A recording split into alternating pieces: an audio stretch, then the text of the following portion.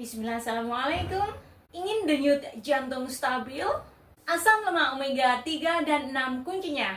Golongan asam lemak ini juga memproteksi tubuh kalian dari berbagai penyakit serius, di antaranya penyakit jantung, stroke, Alzheimer, demensia, ADHD, dan lain-lain. Dosis harian dan rasionya ada di dalam video. Jika kalian adalah wanita hamil ataupun orang tua dari anak-anak, simak informasi lengkapnya di video berikut. Oke, let's go.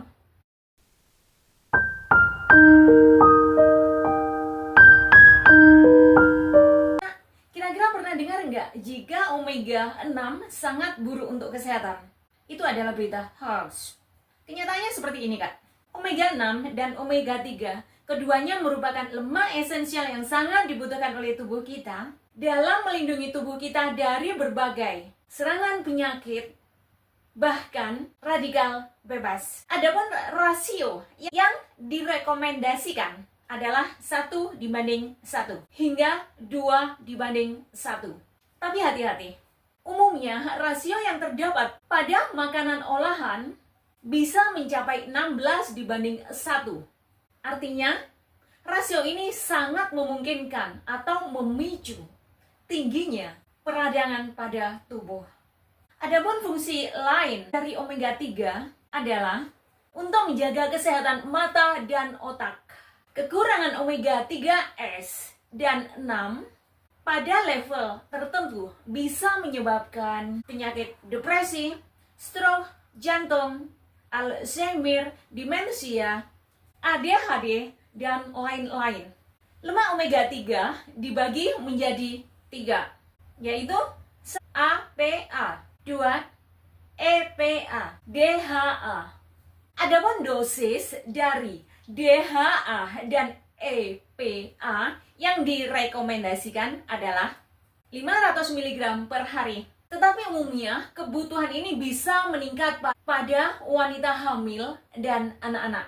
Omega 3 ini biasanya kebanyakan ditemukan pada golongan makanan seafood atau hasil laut. Jika kalian tidak bisa mengonsumsinya karena suatu hal, omega 3 ini bisa diperoleh dari flaxseed, chia seed, kacang kenari, almond, serta minyak-minyak yang dihasilkan dari tanaman tersebut. Dan tentunya masih banyak lagi.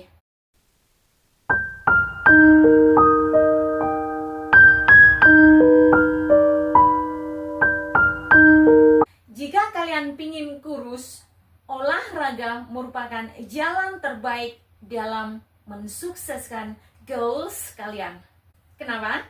Karena dengan olahraga bisa dengan cepat membakar lemak tubuh, meskipun masih ada beberapa hal lain yang perlu diperhatikan. Contohnya, karena ingin kurus, sarapan aja nggak mau. Bahkan makan dan minum pun kualitas dan kuantitasnya dikurangi. Jangan pernah lakukan hal seburuk ini. Kenapa? Karena pada saat kalian mengonsumsi makanan yang kurang dari kebutuhan yang seharusnya pada jam-jam makan tertentu, maka sudah dipastikan pada jam makan selanjutnya porsi makan kalian jauh lebih besar daripada yang kalian butuhkan sesungguhnya. Misalnya begini, Kak, jika sarapan kalian 5 gram, makan siangnya 10 gram, makan malamnya 15 gram. Jika kalian skip sarapan, makan siangnya pun cukup dengan buah dan kopi, sudah bisa dipastikan makan malam kalian pasti melebihi 15 gram. Kalaulah kalian tetap mampu mempertahankan porsi makan malam kalian tetap dalam 15 gram, meskipun skip sarapan dan makan siang pun diganti dengan cemilan, di dalam tubuh kalian pasti kekurangan beberapa unsur nutrisi yang bisa menimbulkan berbagai masalah kesehatan.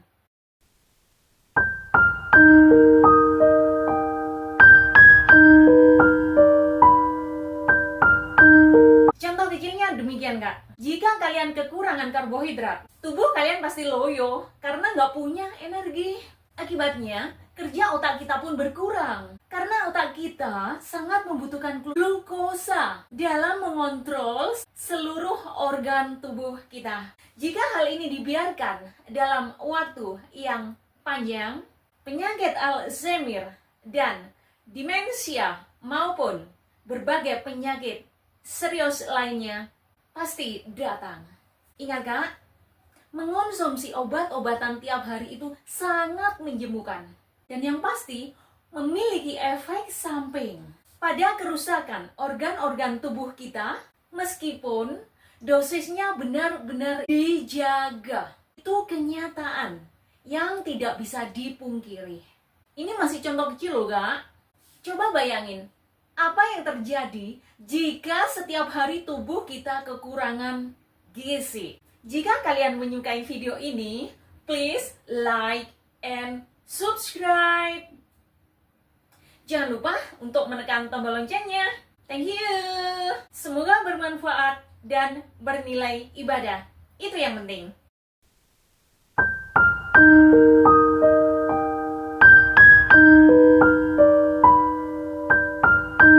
Gimana Kak? Masih bisa fokus? Oke, let's go.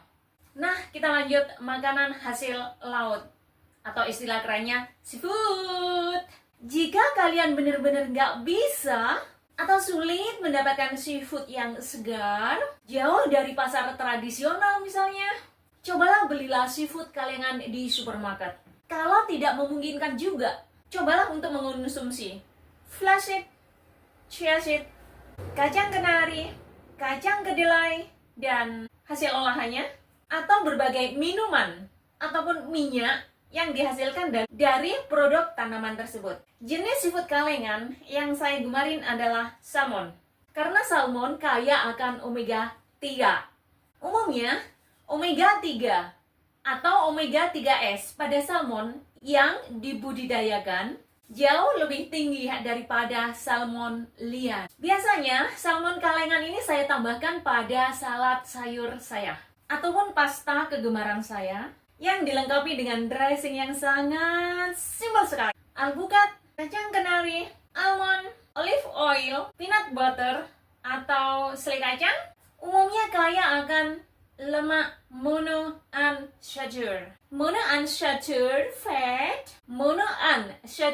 fat umumnya dijumpai pada extra virgin dan virgin olive oil yang diproses atau diekstraksi tanpa menggunakan pemanasan atau istilah kerennya cold press. Kacang almond umumnya tinggi monounsaturated fat dengan kandungan protein kurang lebih mencapai 20%. Tapi ingat ya Kak, jika kalian memiliki stok kacang-kacangan yang banyak, usahakan untuk disimpan di kulkas. Atau jika terlalu banyak, bisa kalian masukkan ke freezer. Artinya, kalian bekukan dan digunakan secara bertahap. Karena apa? Jika kacang tersebut kalian biarkan di ruang terbuka dalam waktu kurang lebih 1 bulan, biasanya tengik. Kembali lagi pada omega 3 tadi Kak. Asam lemak omega 3 ini umumnya dijumpai pada jenis-jenis ikan yang tinggal di perairan yang dingin, pada binatang laut yang menyusui, dan rumput laut. Jenis ikan ini umumnya kaya akan DHA dan EPA. DHA bisa melindungi seseorang dari penyakit Alzheimer, penuaan dini pada otak, ADHD, yaitu suatu gangguan yang mempengaruhi seseorang untuk fokus mengendalikan perilaku impulsif dan hiperaktif. Tapi hati-hati, meskipun ada kaitannya antara asupan DHA dan ADHD, DHA bukanlah satu-satunya faktor yang mempengaruhi ADHD seseorang.